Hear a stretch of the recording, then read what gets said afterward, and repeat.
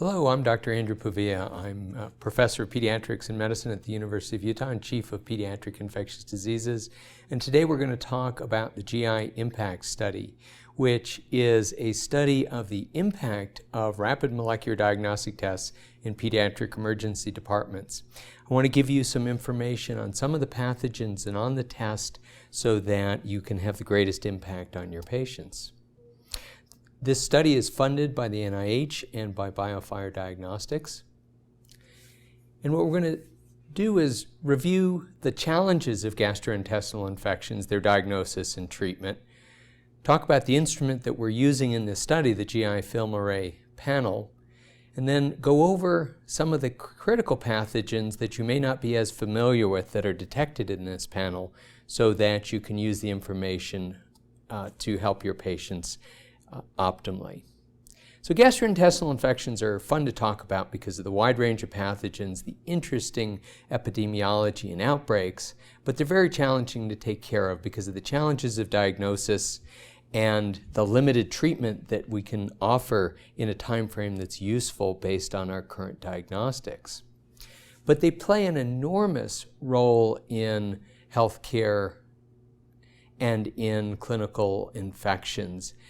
Depending on which studies you look at, between 200 and 400 million episodes of diarrheal disease occur each year in the United States, and it has an enormous burden in terms of medical expenditures, with almost 2 million hospitalizations, over 3,000 deaths, and about $6 billion estimated medical care and lost productivity costs. So we'd like to reduce that impact through prevention, diagnostic, and more effective treatment.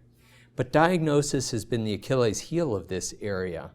Because there are almost 30 pathogens that can cause diarrheal illness, and our tests have limited coverage, are time-consuming, labor-intensive, some are technically complex and expensive, it's often difficult to order the right test to make the diagnosis of a given patient. And because of that, when we test patients with diarrheal disease, we tend to have low diagnostic yield and spend a relatively large amount of money. There are a number of traditional methodologies which you're familiar with, including stool culture, ova and parasite staining, and more modern tests including enzyme immunoassays, direct fluorescent antibody, and traditional PCR. Each has limitations in terms of the turnaround time, in terms of the sensitivity and specificity, but more importantly, each covers a relatively narrow range of pathogens. So shown on this array are the tests that are needed to diagnose about 20 relatively common pathogens. And you need stool cultures, often with specific media for a number of the bacterial pathogens, often using enzyme immunoassays to detect some of the viruses for which these are commercially available, and some parasites, or relying on ONP or single-target PCRs. And the result of this is that we often don't make the right diagnosis, or we may make an incorrect diagnosis, and that has a lot of impact on our patients. They can have prolonged symptoms because we fail to treat, or increased anxiety about the clinical outcome because they don't know what they have. And this anxiety can lead to increased visits to sequential and stepwise testing. There are complications of these infections that we might be able to better manage and treat with better diagnosis. And of course, there are non-medical impacts, loss of time at work and school, secondary transmission, and missed outbreaks, meaning that we're not able to trace the source of an outbreak back and intervene appropriately. So we posed the research question, would better diagnosis in pediatric emergency rooms be able to lead to reduced resource utilization, better treatment with better symptom resolution, and perhaps reduce secondary transmission? To test this hypothesis, we're using a new technology called the Film Array GI panel. The test that we decided to use is produced by BioFire Diagnostics, and it's a 1-hour specimen to result multiplex PCR panel that detects 22 diarrheal targets. It takes about an hour from sample insertion to getting a result, and it's quite accurate relative to reference testing with an estimated 98.5% overall sensitivity and greater than 99% specificity. But this comes at increased cost, and that's why it's critical to determine whether or not there's improved patient outcome by better diagnostics. What you can see in this modified version of the slide I showed earlier is that with the film array panel you can detect 22 pathogens that would require at least 3 or 4 methodologies to search for by traditional means. And preliminary work with this panel has shown that it certainly increases the number of diagnoses that can be made. In a study that we did at Primary Children's Hospital in Salt Lake City, looking at over 1,000 stool specimens that were obtained for conventional testing, a diarrheal agent was detected in 52% of the specimens by the film array panel compared to substantially less than 20% by conventional physician-selected tests. The most common bacterial pathogens included Clostridium difficile, enteropathogenic E. coli, Shiga toxin-producing E. coli, and enterotoxigenic E. coli. But very importantly, viral pathogens were the predominant pathogens found, and a virus was detected in 26% of children with acute diarrhea, and norovirus accounted for 11% of all the episodes that we examined. Many of these pathogens are ones that emergency room physicians are not typically used to diagnosing or treating. This graph just shows the frequency of detection by organism and points out the frequency of co-detection, that is, the frequency with which patients had more than one pathogen, and I'll come back to that. Management of gastroenteritis has not changed much over the years. In all cases, we focus our efforts on obtaining a history of the clinical illness, including the clinical features, such as the characteristics of the diarrhea. We look for signs of dehydration. We look for exposures such as travel, daycare, contact with other ill persons, or high-risk foods. These provide clues as to the etiology, and in the past provided clues to what testing might be most likely to yield an answer.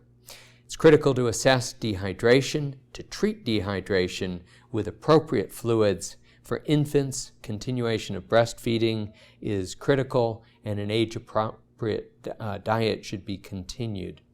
Things that aren't often listed on the treatment, though, include education of the parents so that they can continue to treat and prevent dehydration at home and know what to expect and try to avoid repeat visits for what's the normal course of an uncomplicated illness. Our treatment choices are relatively limited. Antidiarrheals are not used in young children. Ondansetron and other antiemetics can be used judiciously, but there is some risk of prolonged QT syndrome. Assessing dehydration is critical. There are a number of schemes that have been proposed.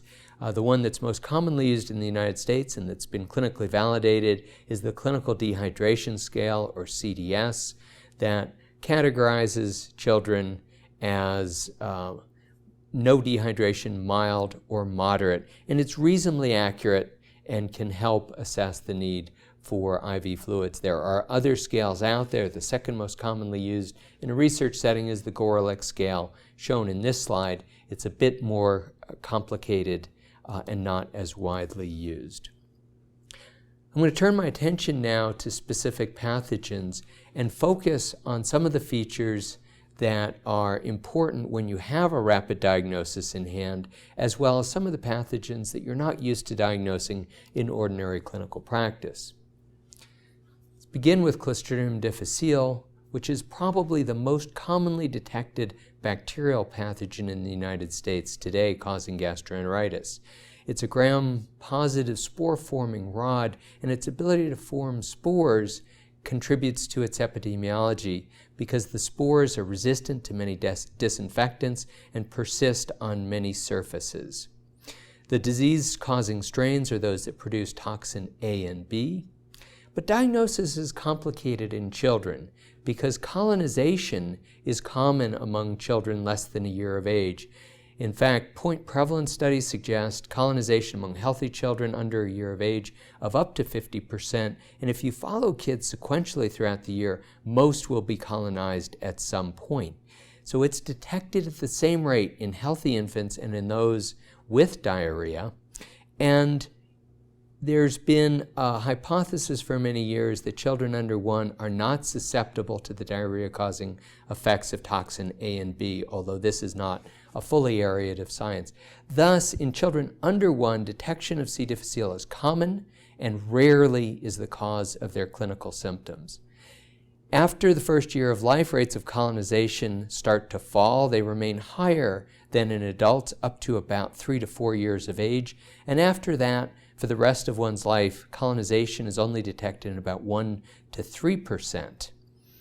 And therefore, in older children and adults, detection of C. difficile in the setting of appropriate symptoms and risk factors such as recent antibiotic exposure, proton pump inhibitors, or GI surgery has a high positive predictive value for being the cause of the disease. Everyone's familiar with the usual symptoms. White cells are found in the stool in about half of patients. But what makes C. difficile of concern is the potential for serious complications. It can progress to severe or bloody diarrhea and toxic megacolon, bowel necrosis, intestinal perforation leading to shock, renal failure, and death are unfortunately all too common in hospital practice. Typical illness lasts 5 to 7 days, giving an opportunity for treatment to intervene, and relapse will occur in up to 25%. So diagnosis and treatment for young children is challenging. The American Association of Pediatrics cautions that other causes of diarrhea should always be considered for children less than a year of age who test positive for C. difficile, and in children 1 to 3 years of age, the positive result is difficult to interpret and alternate etiologies should be sought. A positive test result indicates only possible CDI and not confirmed CDI. Over the age of 3, detection usually can be assumed to be the cause of diarrhea. Treatment consists of stopping antibiotic therapy whenever possible, preventing and treating dehydration, and antibiotics are used when disease is moderate to severe and is not stopping on its own. For mild to moderate disease, oral metronidazole is preferred, but oral vancomycin in adults has clearly been shown to be more effective in moderate to severe disease and is more effective for first and second recurrences. So how do we apply this to young children between 1 and 3 years of one and 3 years of age presenting with diarrhea who have C. difficile detected? My personal approach is that if there's a low index of suspicion, such as in a patient who has another pathogen detected that easily explains the symptoms, perhaps norovirus, and who has no antibiotic exposure and mild disease, one should assume that the C. difficile detection is incidental and observe for resolution and treat only if it appears that the disease is not going away. When there's a high index of suspicion in children 1 to 3 years of age, treatment is probably indicated, and a high index of suspicion is necessary if the child is undergoing treatment for cancer or has undergone transplant, has had recent broad-spectrum antibiotics or GI surgery, if there's no alternate explanation, or if they have severe disease, often with blood, high white count, or high levels of white cells in the stool. Diarrheogenic E. coli have been the subject of much research for more than 30 years, and between them they represent an important cause of diarrhea. There are at least 6 types that have been described, 5 of which are detected by the film array and are clinically relevant in the United States. Their mechanisms are shown in this cartoon that involve a variety of attachment mechanisms, invasion, and toxicity, but I won't go into that in detail.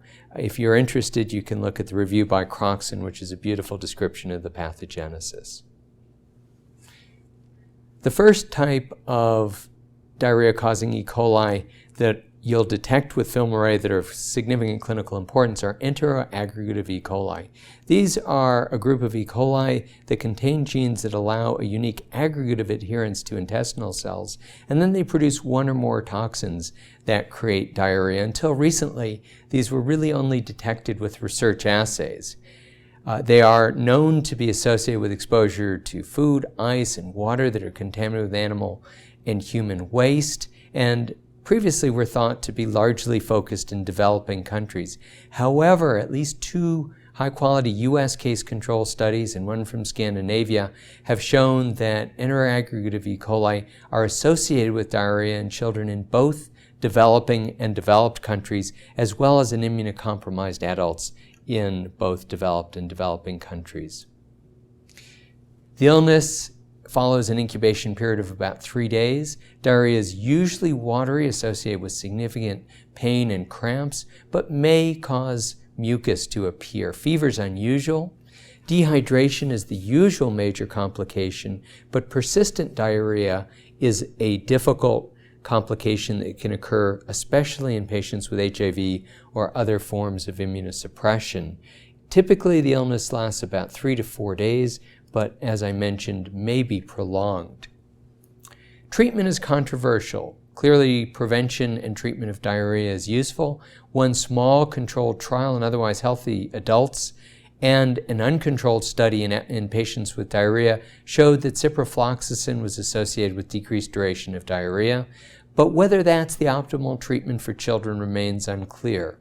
Ciprofloxacin could be considered treatment for children with more prolonged symptoms or those with significant immunocompromise. The next important group of E. coli that cause diarrhea are enteropathogenic E. coli, or EPEC. These are a heterogeneous group of E. coli that attach by an attaching and effacing lesion, but they require additional genes to cause diarrhea. And they're generally divided up into 2 broad types of typical and atypical EPEC based on the presence of BPF genes, but other virulence factors are important in whether or not a given EAE expressing E. coli is actually a diarrheal pathogen. The GI film array only detects the EAE gene, and several case control studies that used PCRs for just the EAE gene found that EPEC was present in similar numbers of healthy controls as in children with diarrhea in developed countries settings. So it's really unclear if identification of EPEC by the EAE gene alone indicates diarrhea. For now, my approach to detecting it with techniques such as the film array that detect only one gene is to consider it of unclear significance. Usual symptoms are vomiting and diarrhea associated with dehydration. It's known to be a cause of persistent diarrhea in some settings.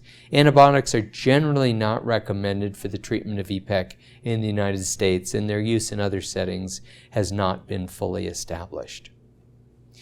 The most lethal and perhaps the most common diarrhea-causing E. coli in developed countries are Shiga toxin-producing E. coli.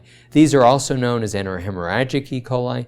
These are E. coli that attach through a similar mechanism to EPEC, but they produce Shiga toxin, one of the most lethal toxins in biology, in that very small amounts cause almost complete inhibition of protein synthesis. E. coli 0157 is the most infamous of the STECs, and about half of STEC infections, though, are due to other serotypes, not 0157, and this seems to be increasing in the United States. We know that this organism lives in the guts of ruminant animals, including cattle, goats, sheep, deer, and elk, and in the early outbreaks, the typical sources were undercooked beef or unpasteurized milk. But in recent years, we've seen a huge variety of additional outbreaks, often caused by fruits, vegetables, sprouts, spinach, unpasteurized juice, as well as contaminated recreational water at water parks and swimming pools, as well as lakes. Person-to-person transmission can occur. There's a relatively low infectious dose, and it occurs most commonly in daycare or from a sick child to their caregiver. The illness usually begins about 2 to 8 days after exposure. Diarrhea is initially non-bloody, but usually becomes bloody in about 80% within 2 to 3 days. Vomiting and abdominal pain are very common, and the abdominal pain may be extraordinarily severe. Fever, though, is relatively uncommon. Untreated S-tech infections usually last about 4 to 7 days, but may last longer. What sets S-tech apart, aside from the severity of the bloody diarrhea and the pain it causes, is the risk of hemolytic uremic syndrome, or HUS. This syndrome can occur in 5 to 10% of patients with S-tech infection. It's more common in the very young and the very old, and it usually begins 3 to 9 days after the beginning of the diarrhea. Fever and an elevated white count may precede changes in renal function or the blood smear by about a day or two. And one way of approaching children with S-tech is to consider a follow-up CBC and renal function for any child who is still ill at day 4 to 5, and also for any child with a high fever. Mortality for HUS is about 5%, and about 40% of survivors will have some form of subtle or perhaps more serious complication. Treatment is really to be careful not to overtreat. Dehydration should be avoided. One study showed that aggressive IV hydration and repletion of sodium reduced the risk of progression to hemolytic uremic syndrome.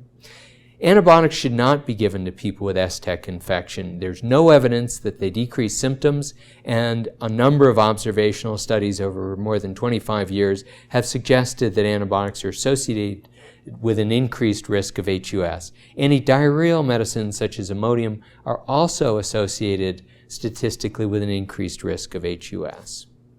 The one type of diarrheal E. coli that many people are familiar with but have never been able to test for before are enterotoxigenic E. coli, the E. coli that are associated with traveler's diarrhea or Montezuma's revenge. These are E. coli that carry genes that produce two kinds of toxins that produce severe watery diarrhea, one of which is almost identical in protein structure to cholera toxin. E-tech is extremely common in less developed countries. It causes a lot of illness among children, but adults become immune. But when we travel without good immunity, it becomes the leading cause of traveler's diarrhea. Infection follows exposure to food, ice, or water contaminated with human waste. And it's now known that E-tech causes sporadic illness and foodborne disease in the United States in people who've not traveled. And shown on this slide is the prevalence of traveler's diarrhea among travelers to different regions of the world. And you can see that the overall incidence ranges from 20 to 70%. As I mentioned, the diarrhea is usually watery, associated with stomach pain or cramps. Fever, which is usually low grade, can occur. Headache and vomiting are not uncommon, and the incubation period is usually 1 to 3 days. Dehydration can occur and can be severe, and the illness is usually self-limited to 3 to 4 days, but causes substantial misery and is occasionally prolonged. Prevention and treatment of diarrhea of dehydration as always are important. Control trials in travelers have shown benefits to a number of approaches. Bismuth subsalicylate or Pepto-Bismol improves symptoms, but it does contain salicylate, and it should be used with caution in young children and avoided in those with recent varicella influenza. Several antibiotics have been shown to shorten the duration of diarrhea in travelers with E-tech. Azithromycin is the current drug of choice in children based on resistance patterns. Fluoroquinolones are also effective, but resistance has become much more common. Resistance patterns vary by region, and treatment is quite convenient because short course of only 3 days has been shown to be adequate. Now, one interesting aspect of testing with the film array is that enteroinvasive E. coli, which are a type of E. coli that are virtually identical to Shigella, is identified in the same way that Shigella are identified. That is, that the test will show a result saying enteroinvasive E. coli or Shigella have been identified. These are gram-negative bacilli. There are a number of types of Shigella, as well as enter-invasive E. coli that are associated with diarrhea. And they cannot be differentiated one from another by molecular assays, so culture is needed if you want to get resistance testing or to determine the exact serotype. They are pathogens just of humans and are spread through the fecal-oral route. And Shigella has a very low infectious dose. Less than 10 organisms are required to cause infection, and so person-to-person transmission occurs readily, particularly in settings of poor hygiene such as daycare, travel, taking care of children less than 5 years old. Sexual transmission is also known to occur. Again, the incubation period is about 1 to 3 days, and the diarrhea may be watery, but classically is associated with blood or mucus in the stool, stomach pains, or tenesmus, that is pain on defecation. Shigella sonii, the most common type in the United States, though, is most commonly associated with watery diarrhea. Shigella infections are associated with reactive arthritis and Reiter syndrome. Bacteremia is a rare complication, but it's seen typically in infants, and patients are severely malnourished, and toxic megacolon and intestinal perforation as well as seizures can occur. Hemolytic uremic syndrome occurs with Shigella dysenteriae type 1 as a rare complication, but fortunately this highly virulent subtype of Shigella is rare in the United States. Shigella lasts 2 to 7 days without treatment, and antibiotics do shorten the duration of illness, but more importantly they shorten shedding and therefore may decrease secondary transmission. Treatment is clearly indicated for patients with severe disease, with dysentery, or who are immunosuppressed. And it may be helpful for children who are in communal settings such as daycare or around other children to prevent ongoing transmission. Unfortunately, increasing antimicrobial resistance makes empiric antibiotic selection difficult. It used to be that ampicillin and trimethoprim sulfa were the mainstays of treatment, but more than 40% are currently resistant. So azithromycin and fluoroquinolones are generally the most active oral agents, and ceftriaxone is an alternative for empiric therapy in those who can't take oral therapy. Campylobacter is the most common bacterial infection in causing diarrhea in the United States. These comma-shaped gram-negative bacilli are found in the GI tract of domestic poultry and wild birds, and they can transiently colonize the GI tract of dogs, cats, and hamsters. In the case of cats, one interesting risk factor is cats who eat birds or are fed raw chicken are often the source of human infection. The greatest number of infections occur in preschool-aged children and in young adults, perhaps because young adults aren't very good at cooking their food thoroughly. An infection can also occur from drinking untreated water or unpasteurized milk. Person-to-person transmission is quite uncommon. The illness consists of diarrhea, stomach pains or cramps, headache, fever is fairly common, and the diarrhea can be bloody in about 10 to 20%, and fecal white cells are seen in up to half. Bacteremia is an uncommon complication, but you should be aware of it in infants and immunocompromised children. Campylobacter is associated with Guillain-Barré syndrome and the Miller-Fisher variant, as well as reactive arthritis, Reiter syndrome, and erythema nodosum. Without treatment, Campylobacter lasts 5 to 7 days on average, but prolonged disease or relapsing disease can occur in 10 to 20%. Campylobacter responds well to antibiotic treatment, but many recover without treatment, and if the patient has recovered by the time the diagnosis is made, treatment is not necessary. Antibiotics should be considered for those with moderate or severe disease and for all immunocompromised hosts. Macrolides are currently the drug of choice for children, with a 3-day course of 10 milligrams per kilogram per day being the most effective regimen as demonstrated in clinical trials. Fluoroquinolones are alternatives, but resistance is common about 25% of U.S. isolates and very common in isolates from Southeast Asia. Salmonella is well known to most of you. I won't spend as much time. It's a very hardy organism with more than 2,000 serovars. It's found in the GI tract of mammals, reptiles, birds, and amphibians, but particularly common among reptiles, birds, and amphibians. And it infects people of all ages, but the highest incidence is in children less than 4 years of age, and those are the people most likely to have complications. Infection generally comes from eating undercooked food or from handling pet reptiles or amphibians. It requires a relatively high infectious dose, so person-to-person transmission is very rare. Diarrhea, abdominal pain, cramps, headache, body aches, fever, and diarrhea are the typical syndrome, but complications are seen in 10 to 15% of healthy persons, and they can include bacteremia, UTI, meningitis, osteomyelitis, and are especially common in patients who are very young, who are immunocompromised, who've had splenectomies, or on chemotherapy, or have HIV. Many studies have shown that antibiotics do not shorten the course of Salmonella gastroenteritis and can prolong carriage, so they should not be routinely used. The role of antibiotics is to prevent bacteremia, so they are recommended for those at the highest risk of bacteremia. That is, infants less than 6 months of age, persons with hemoglobinopathies or malignancy, those with HIV or severe immunosuppression, and of course all extraintestinal infections should be treated appropriately.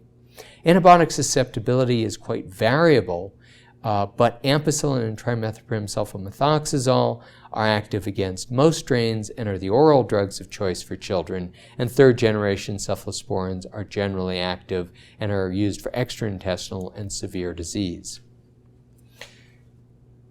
Plesiomonas shigelloides is a relatively uncommon bacterial pathogen that's detected by the film array.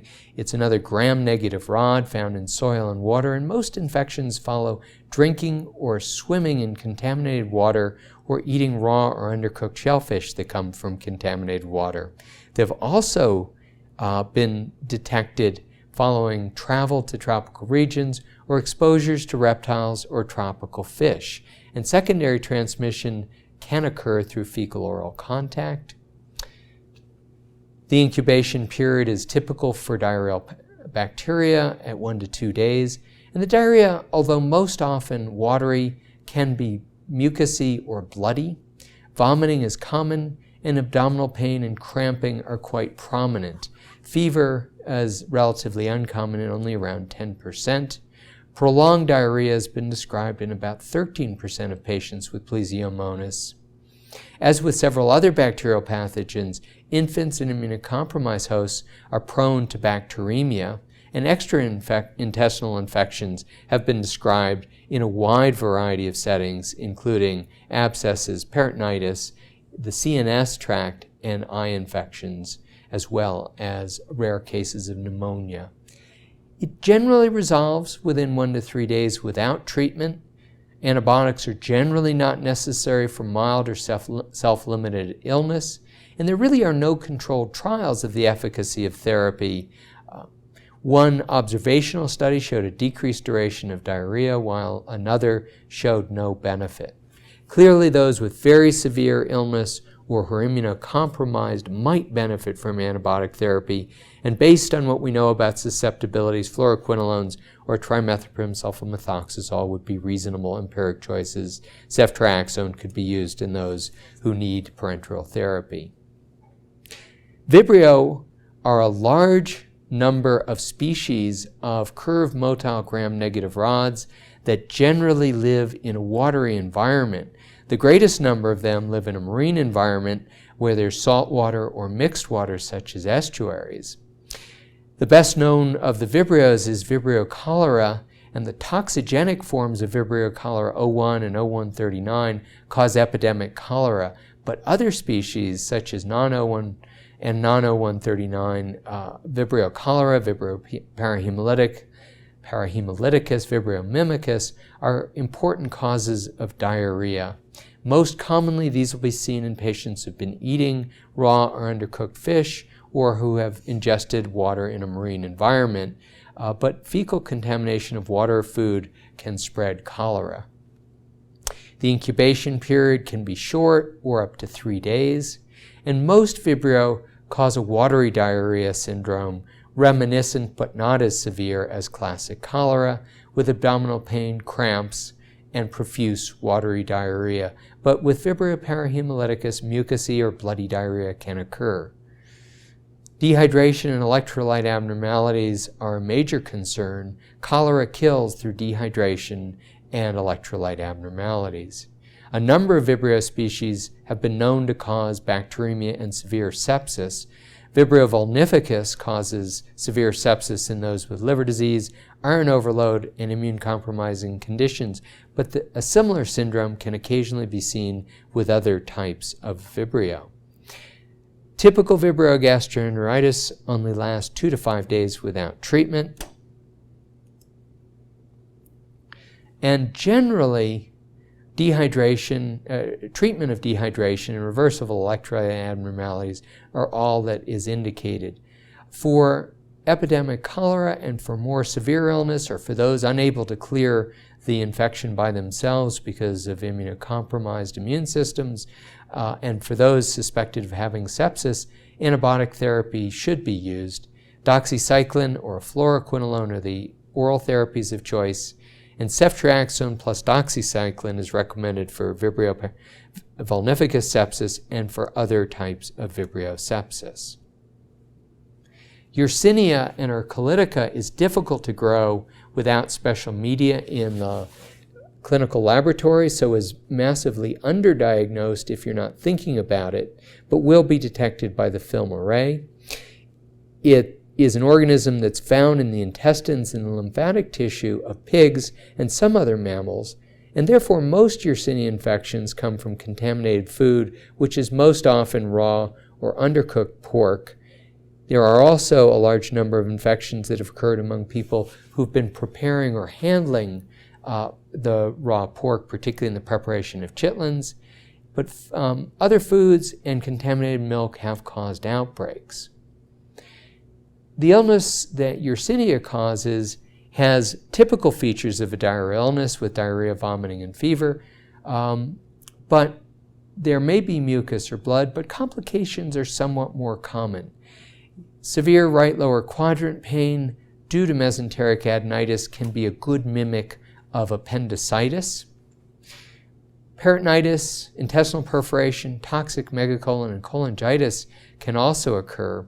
And Yersinia can cause extraintestinal infections with frequency that's greater than many of the other enteric pathogens. And these include bacteremia, hepatic, splenic, or renal abscesses, and even rare cases of endocarditis, septic arthritis, osteomyelitis, or meningitis.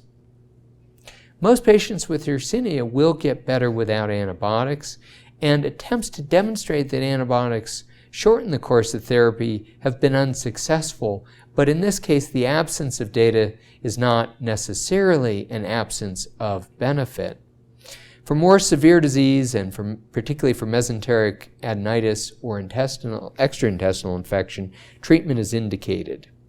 Ciprofloxacin and trimethoprim sulfamethoxazole are appropriate empiric therapy for gastrointestinal infections, but ceftriaxone plus gentamicin is preferred for extraintestinal infection or sepsis. We're going to turn now to the viral pathogens. These are really the dominant cause of diarrhea in children, but up till now we have tended to underdiagnose them. Perhaps the most common cause of gastroenteritis on the planet are the noroviruses. These are a diverse group of caliciviruses that were once called norovirus and nicknamed after the place of the first outbreak, Snow Mountain, for example. But now they're all lumped together under norovirus. They cause 19 to 21 million cases of diarrheal illness per year, and they're the most common cause of foodborne outbreaks in the United States. What makes these a really hellish pathogen is that they have an extraordinarily low infectious dose, only around a dozen organisms. They lead to prolonged shedding, and they are resistant to many common disinfectants. So one spews large quantities of virus from both ends, and they contaminate surfaces which are then difficult to disinfect. Hence, the large and devastating outbreaks that have affected many cruise ships, as shown up on the upper left with the SS norovirus, the popular cruise ship in the Caribbean. Food is often contaminated by people who return to work while they still have diarrhea or shortly thereafter. Harvest contamination of vegetables, shellfish, and meats can occur. Food preparation and even transportation can be a time in which food is transmitted. But one thing we haven't appreciated until recently is that outbreaks can occur in hospitals, nursing homes, and other places where immunocompromised hosts gather. And norovirus may be a very important cause of nosocomial diarrhea. The incubation period is a little bit shorter on average than for most bacteria, but it ranges from 10 to 70 hours. The onset is explosive, as anyone who's ever had it will recall.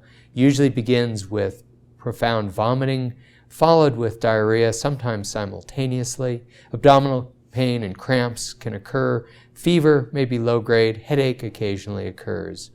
Dehydration and the feeling that your life is about to end are the major complications. Illness typically resolves in about 1 to 3 days, but it can last up to 7 days, and it's important to tell patients that they may not get better immediately if they have norovirus. It's particularly true for young children, the immunocompromised, and those with poor health due to underlying conditions.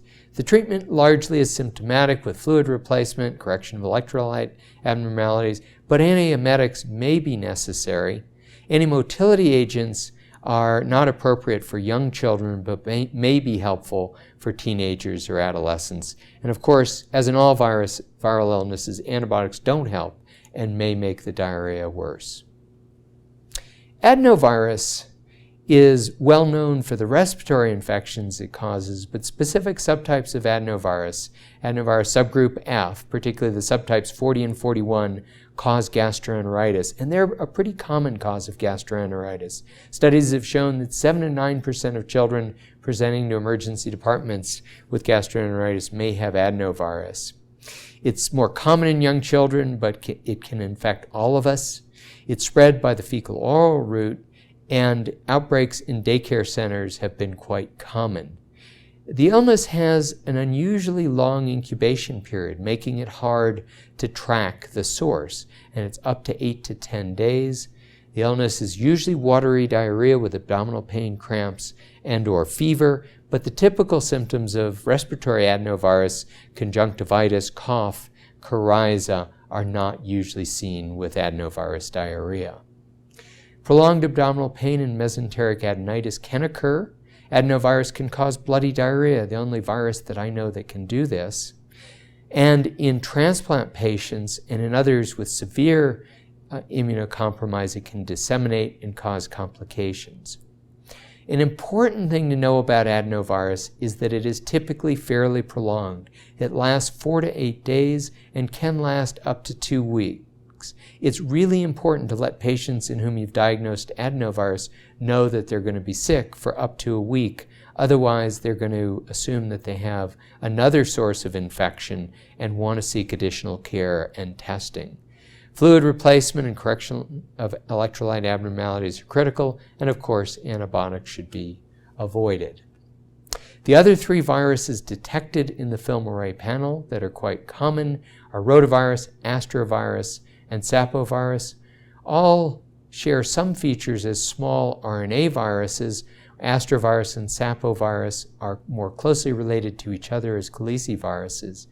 All are spread from person-to-person contact, usually from direct contact with stool or perhaps vomitus, and with surfaces that have been contaminated with stool and vomitus. Outbreaks occur in daycare centers, nosocomial outbreaks occur, and all are more common in the winter or summer. Rotavirus, of course, has become much less common since the advent of rotavirus vaccination, but it still is seen with some frequency. Illness usually follows about 1 to 5 days after exposure. Vomiting is prominent. Diarrhea is usually watery. Abdominal pain may be present. Headache and fever are common, And with rotavirus, the fever can be quite high, over 39 degrees. Rotavirus can cause respiratory symptoms as well.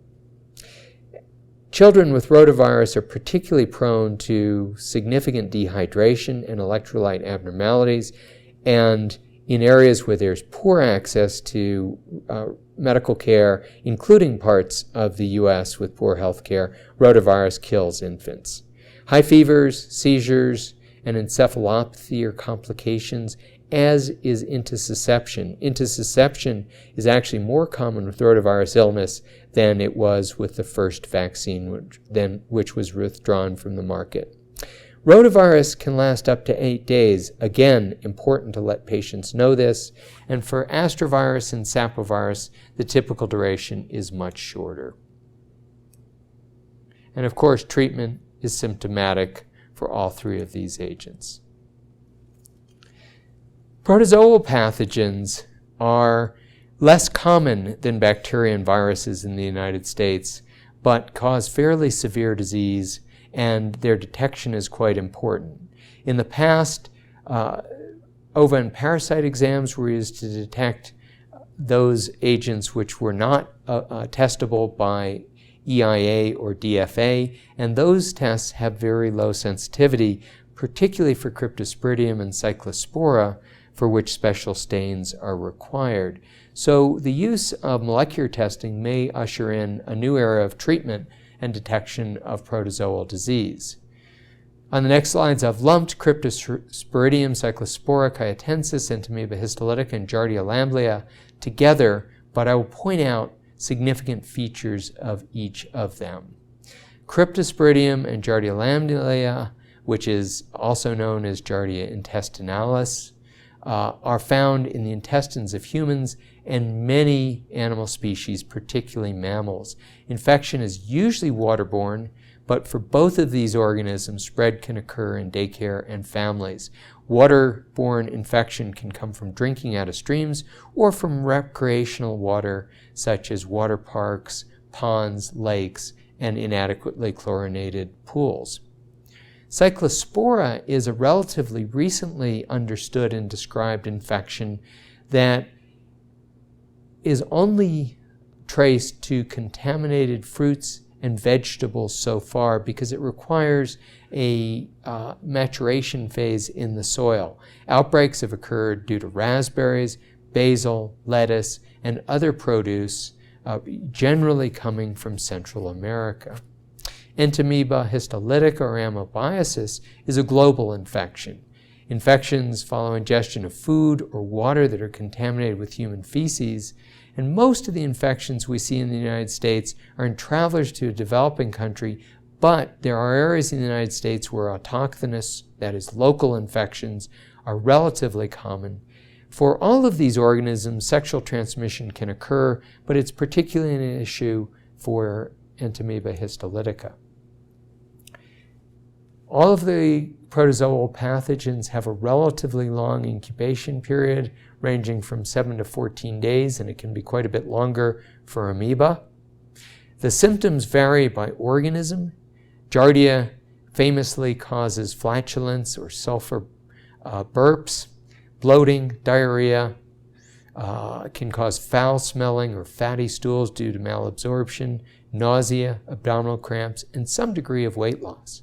Cryptosporidia and Cyclospora cause nausea, vomiting, anorexia, which can be quite profound, and frequent watery diarrhea. Fatigue is a really prominent feature, and weight loss is extremely common and can be quite marked. E. histolytica can be asymptomatic, but the typical syndrome of symptomatic disease includes loose stools and abdominal pain. The classic amoebiasis with dysentery, with mucus, blood, and small volume stools is actually one of the least common manifestations, but it is the most pathognomonic. The duration for these illnesses is quite long, 10 to 14 days without treatment, and it can be up to 21, and it can be relapsing or remitting. That's a classic presentation both for Cyclospora and for giardiasis. So really the misery index for these organisms is extraordinarily high. Dehydration and persistent diarrhea are the most common complications. Truly prolonged diarrhea with marked weight loss and decreasing the ability to function is a major concern. Cholangitis, cholecystitis, and hepatitis can occur in immunocompromised patients, predominantly with Cryptosporidium, but it's been described with other of the protozoa. Malabsorption has been reported with Cyclospora, and some cases of Reiter syndrome have been associated with it.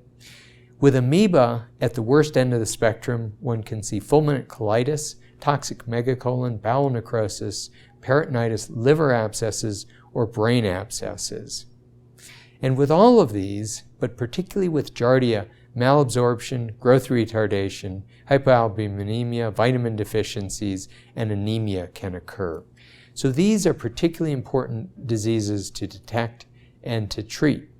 Unfortunately, Cryptosporidium is only seen with special stains or with DFA. It's not detected in routine ova and parasite exams.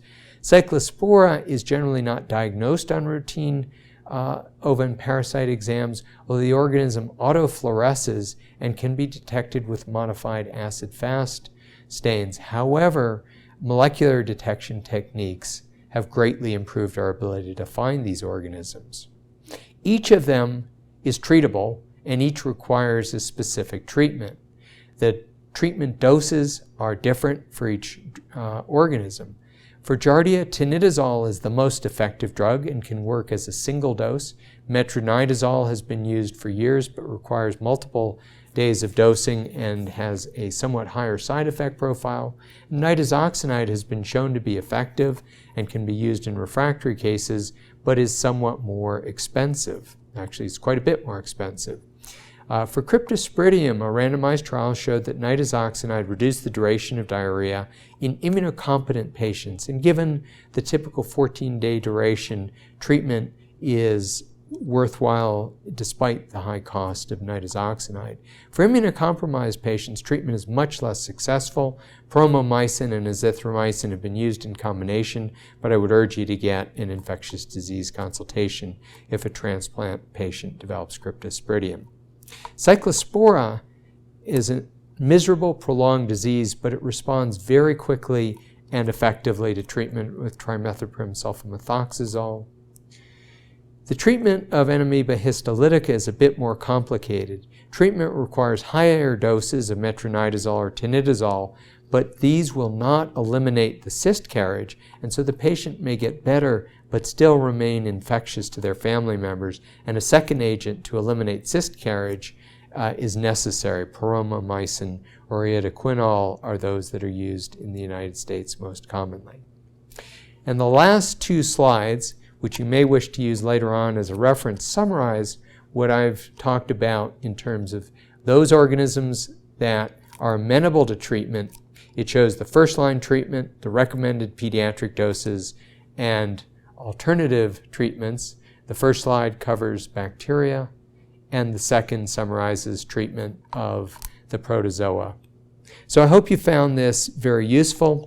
I hope that the ability to make more rapid diagnosis actually translates into better outcomes for your patients, decreases the utilization of healthcare resources, and makes them feel more comfortable in knowing how their illness is going to evolve and how to care for it at home.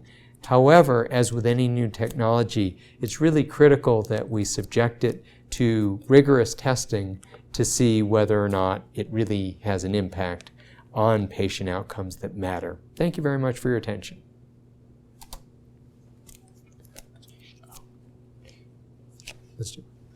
If you want ready reference to the information contained in this slide set, it's available on the website giimpact.com. And on that website, you'll find a summary of the study. You'll find sheets for each illness that are tailored for patient use, as well as general information on the management of gastroenteritis at home, and a brief summary of each organism for clinicians, along with summaries of appropriate therapy.